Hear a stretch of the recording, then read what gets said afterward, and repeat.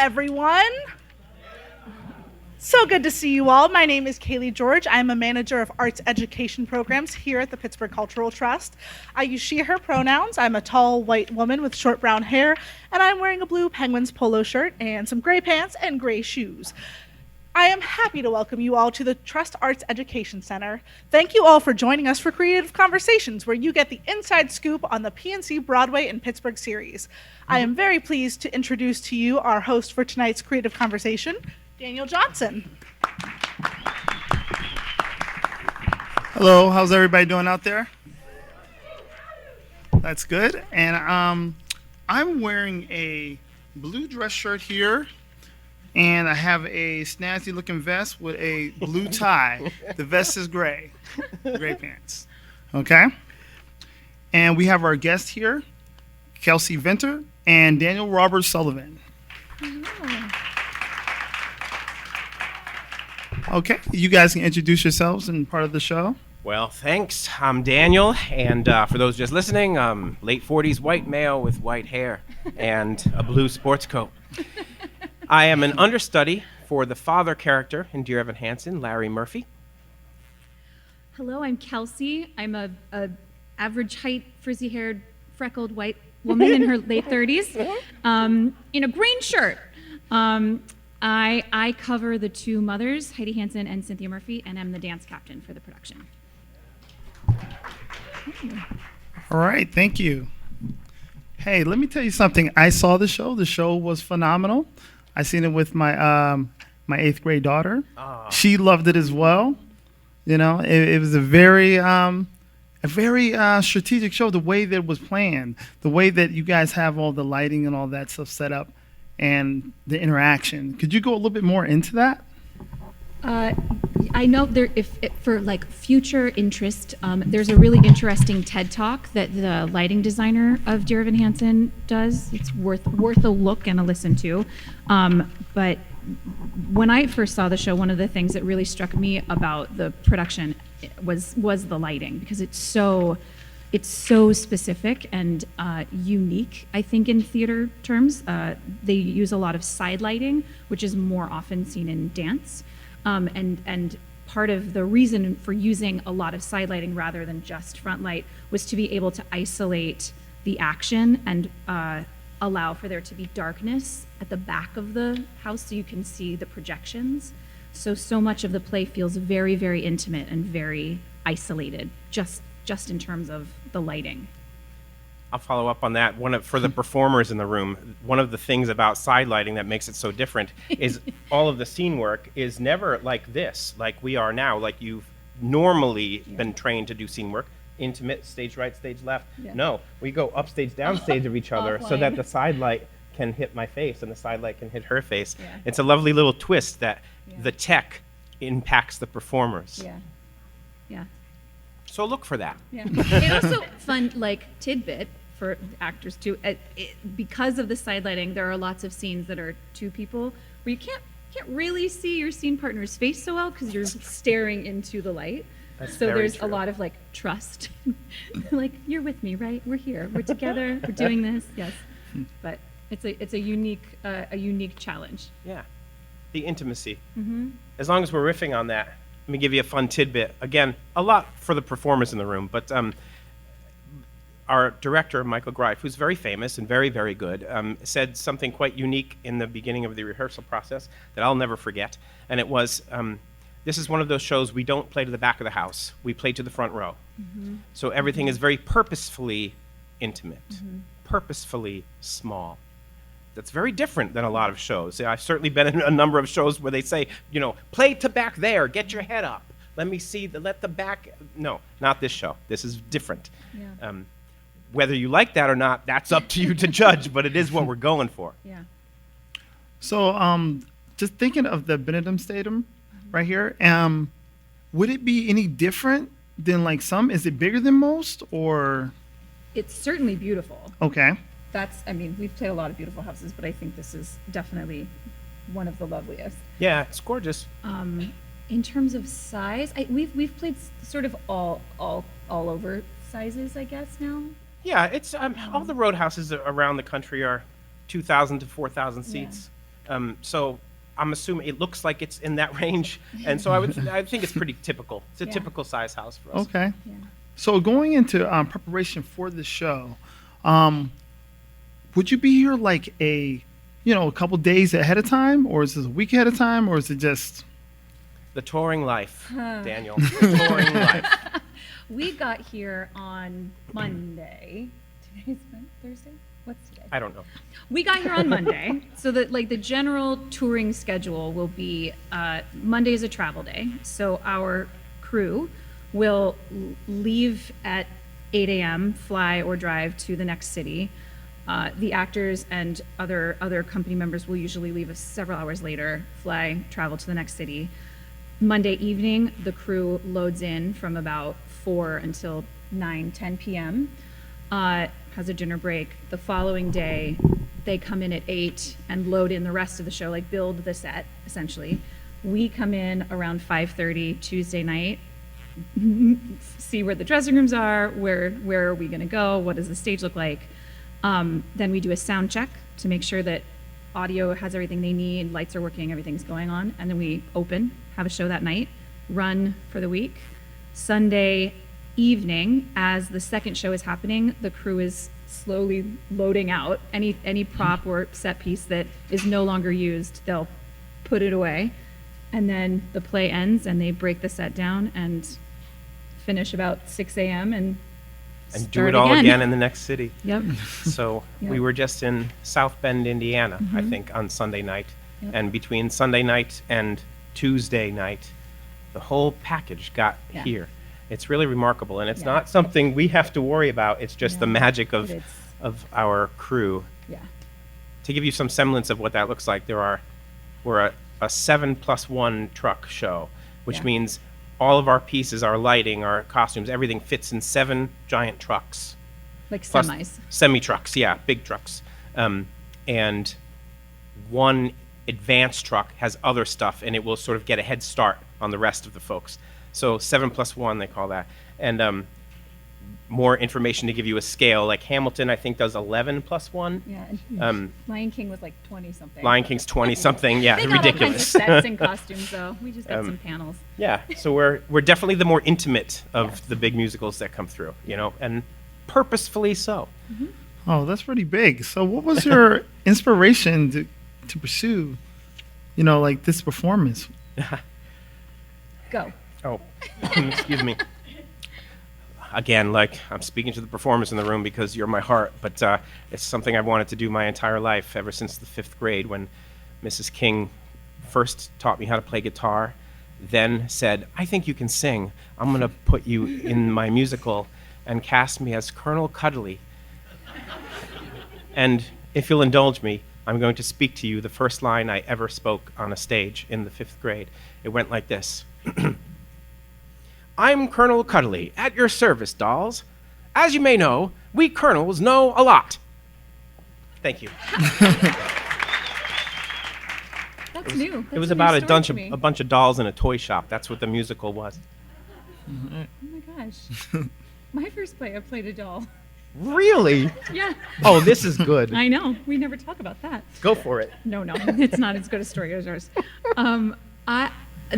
Speaking about this show in particular, Dear Evan Hansen really spoke to me before I ever we both joined this tour at the top of the second year, so it had been on Broadway, it had been out on tour before I had ever auditioned for it. But it was a show that always really spoke to me personally because it's really a play with music, exceptional music. But the book and the story of Dear Evan Hansen is, I find incredibly moving. Very complicated characters, discussions I think that are important to be having right now, not just right now, but all of the time. And so the themes of the show and the material itself really spoke to me and was something that I was excited to be in for. And on top of that, it has incredible music that's also quite challenging to sing and exciting to be on stage with and to listen to. And so this piece in particular was one that really got me excited for theater. Well, that's good. That's good.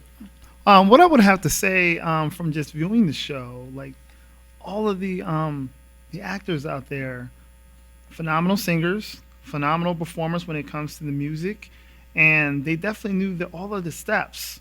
You know, because that's like very hard to coordinate. I feel, you know, because there's a lot of quick changes. Yes. So what kind of goes through like your mind before you're about to do something like that in the backstage? Well, it's a well-crafted show in that each actor sort of has a real journey. So each scene is preparing you for the next scene of your journey, for sure.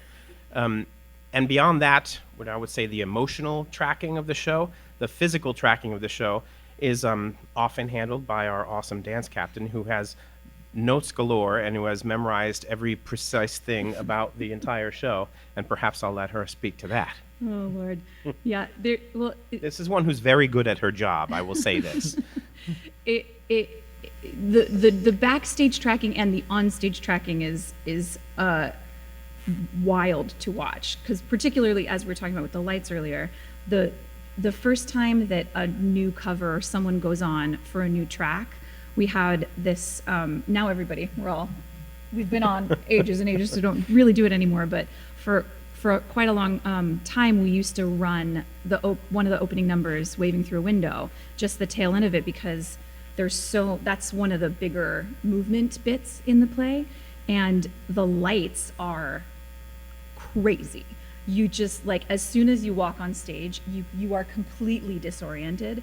So you're trying to find this little tiny, like, Sharpie mark on the floor to this is where I stand and my special's gonna hit me here. But you walk on stage and you're like, deer in the headlights. I can't see anything. I'm going to walk off the stage. So we would run that every time a new performer would go on in a new track with the performing company that night, just to make sure that everybody was feeling comfortable and confident and safe. But yeah, there's a lot. It's almost more, well, not more fun, as fun to watch the backstage tracking and what's going on, like who's getting prepared to run and make this quick change in the quick change booth here, and jumping from behind a panel to find their light in this next scene moment here. There's a lot of little bits that go on that you don't necessarily get to see from the house, but that are quite entertaining backstage. Yeah, very well done. I would have to say, I've did some theater before, and I do know how tough it is to coordinate those movements, like especially like if anything's ever moved. Yeah. And you know, like going through the black curtains and all, you have to know every specific piece, and that's what I realized with that show. It's very detailed. Just phenomenal performance. I don't want to give any spoilers away. You guys have to go see it. Yeah, you'll see. But in terms of the like specificity too, one of the things that sort of falls on dance captain and stage management is to ensure that everyone is safe. We don't have a lot of set pieces in the show, but we do have like video projection sticks that will fly in from the ceiling, and we have panels that track on and off, and these big discs, like circular discs that are automated. So those are moving in the middle of the show, and people are on stage. So it's important for everyone to know where they're supposed to be standing, so they don't get hit, because the automation will always win. So we try to. That's one of the biggest bits of the dance captain track, I think, in this particular show. Okay, thank you. I have a question here. What have you found most surprising about your time on tour? Most surprising is difficult, but let's riff on some things that are surprising and fulfilling. Okay. So being on tour, and especially being in a different city every week, you find places, unique places that you love. In the little downtime that we have like a few daytimes free during the week, maybe a couple daytimes free if we have a long rehearsal that day. But we each everybody's got their little love. Like, I know for this one, it's often finding a knitting store. I like to find quirky cocktail bars. Actually, you like to find those too. We share that.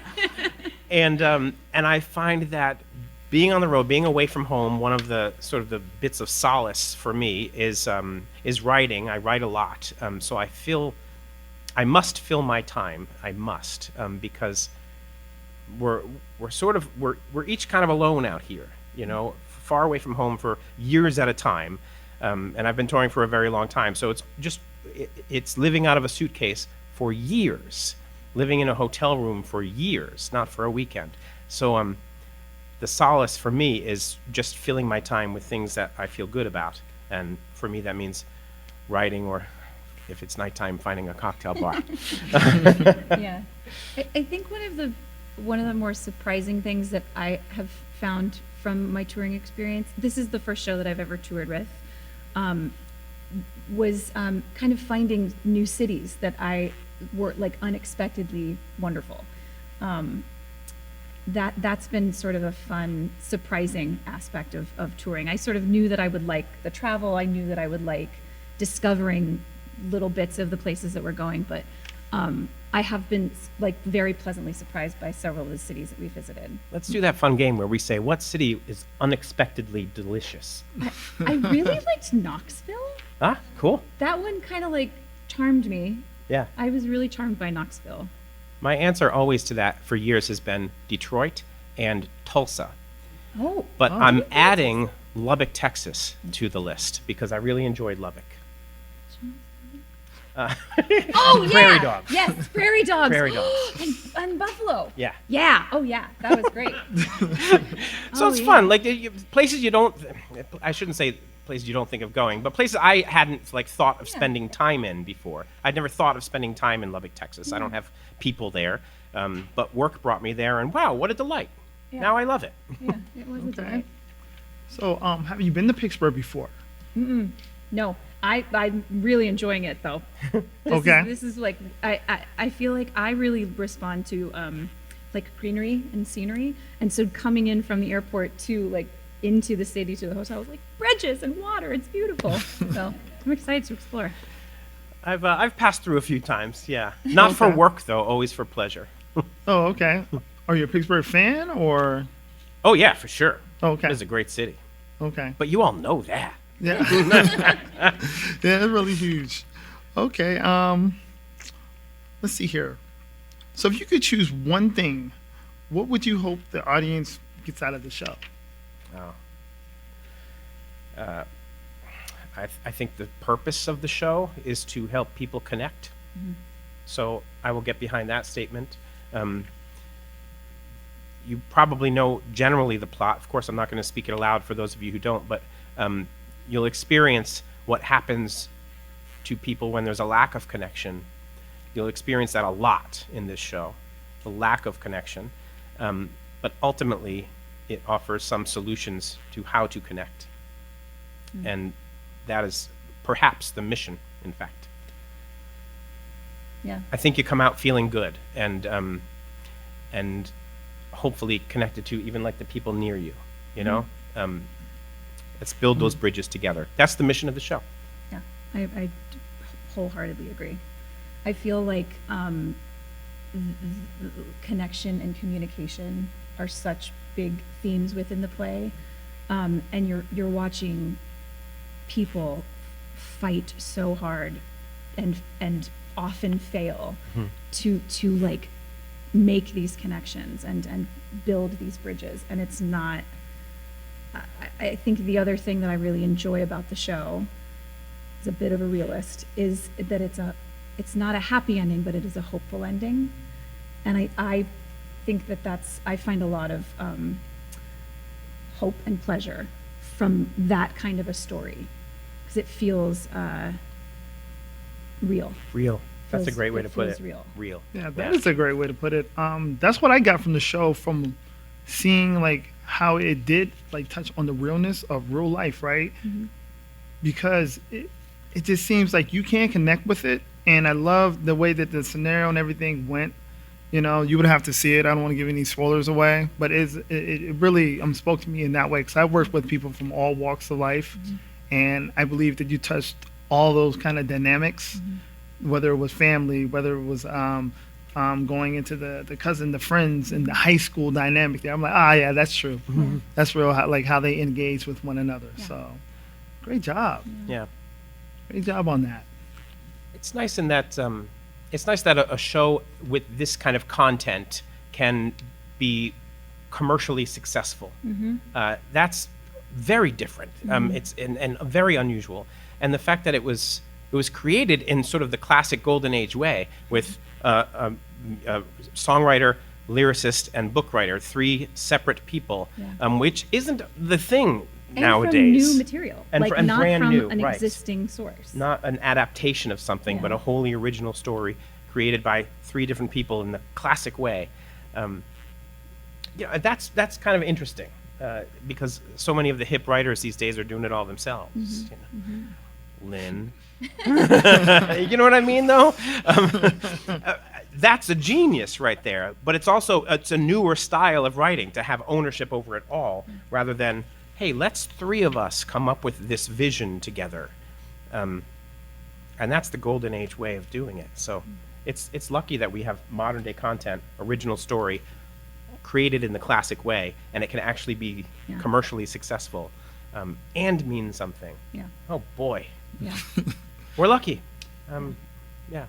Yeah, so great job. You know, like on the show, that's for everybody who performed, you know, and you can tell you guys worked very well together. Everybody fed energy off of one another. So, you know, that's what I really enjoyed. And the pacing was really good, you know, like along with the, like, because you have the singing and the way it goes up and down with the valleys and the music. And you really got to see it. It really keeps you engaged. I felt like it was very interactive, you know, so that was really good, and you know, for the show. Okay, we have like one more question here I want to ask you. So, who has been your biggest inspiration? In life, like No, into, I would say inspiration into getting into the art of theater. Well, I'll speak till the day I'm gone about the teachers I've had along the way. It wasn't a performer that got me into theater. It wasn't like I fell in love with a certain great actor. No, it was really the teachers that said, I think this might be good for you, and changed my life. Like 5th grade Mrs. King, 9th grade Mr. DeLulo, college Dr. Swift. These are people that I will forever be grateful to. And I do try to tell them that, thankfully. So talk to your teachers forever if they made a difference to you. Yeah, my high school drama teacher, Greg Osborne, is the reason that I'm in theater today.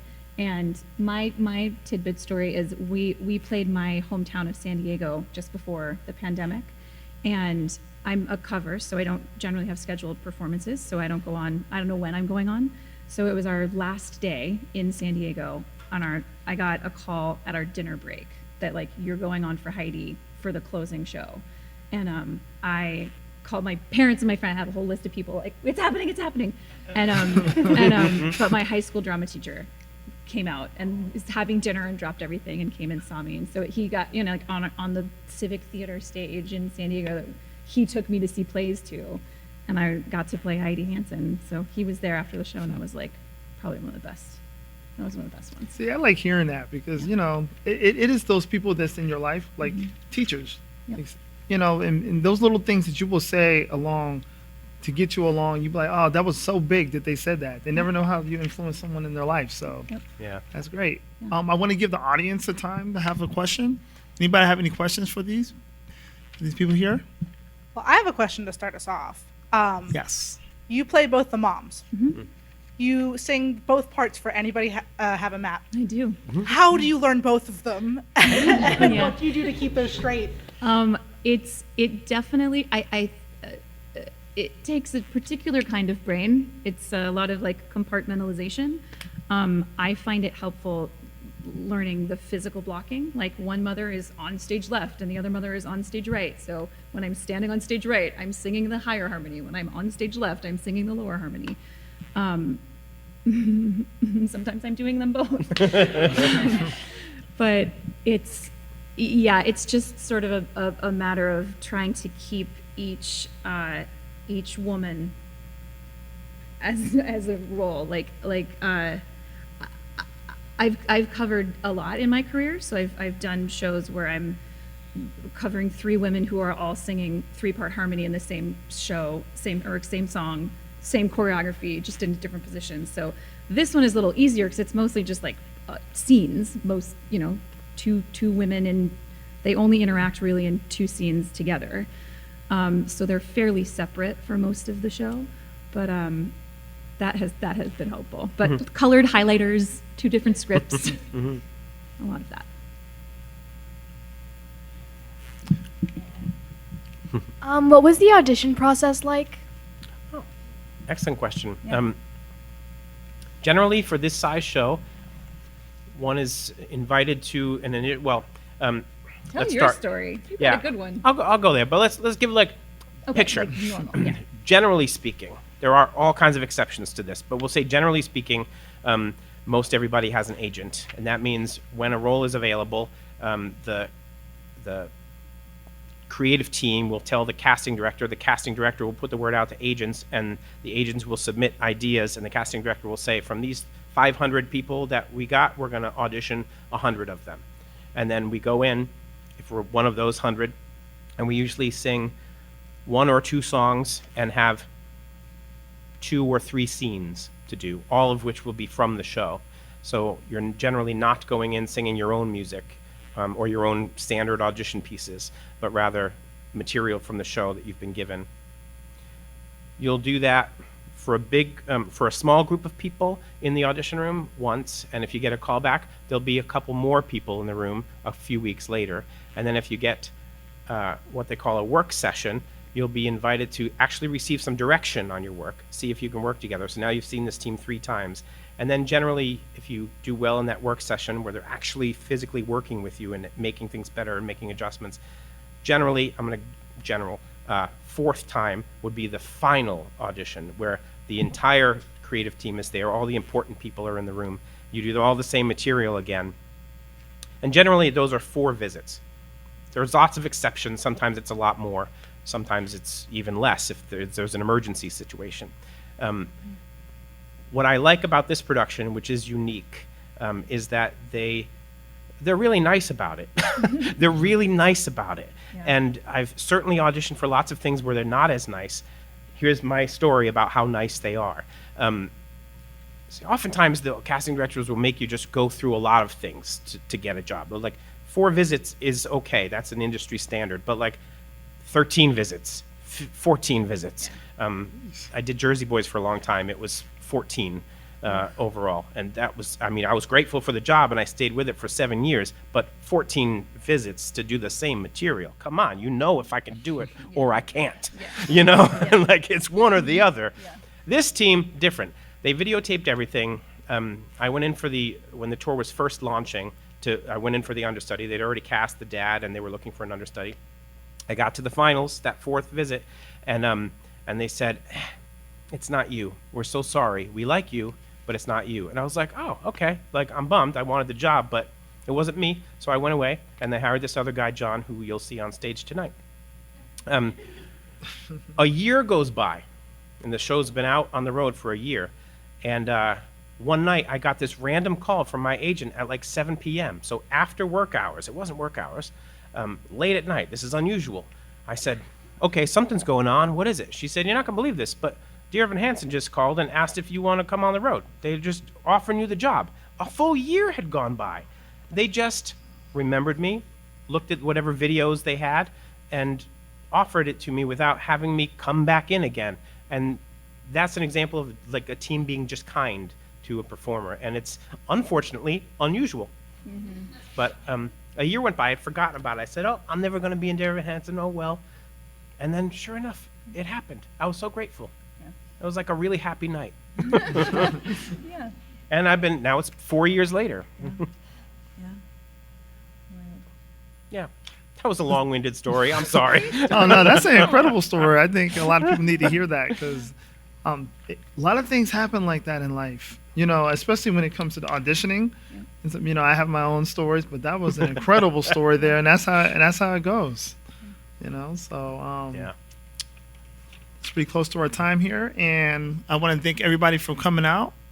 Okay, and I want to thank the Pittsburgh Cultural Trust. All right, give it up for our guests. Hey. Thank you, guys. Thanks for having us. Thank you. Mm-hmm. And enjoy the show. I guess unless there's an emergency, you won't see us on stage tonight. But we'll be there, and I hope you enjoy it. It's a really great show. If you haven't seen it, go out and check it out. It's phenomenal.